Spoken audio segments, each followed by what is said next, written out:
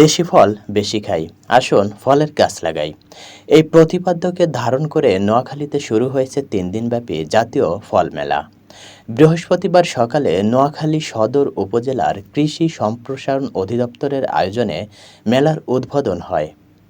উদ্বোধনী অনুষ্ঠানে সভাপতিত্ব করেন নোয়াখালী কৃষি সম্প্রসারণ অধিদপ্তরের উপপরিচালক কৃষিবিদ ডক্টর মীরা রানী দাস।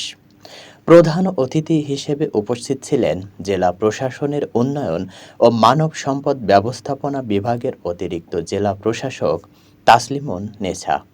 বিশেষ অতিথি হিসেবে বক্তব্য রাখেন জেলা প্রশিক্ষণ অফিসার মোহাম্মদ শহীদুল ইসলাম, অতিরিক্ত উপপরিচালক গোলাম সামদানি, সদর উপজেলার কৃষি কর্মকর্তা মোশারফুল হাসান, জেলা প্রশাসন স্কুল অ্যান্ড কলেজের প্রধান শিক্ষক নুসরাত জাহান রহিমা, সুবর্ণচর বীজ উপকেন্দ্রের প্রধান বৈজ্ঞানিক কর্মকর্তা মোহাম্মদ ইলিয়াস হোসেন এবং স্টেশন ইনচার্জ ডক্টর রণজিৎ চক্র কবিরাজ।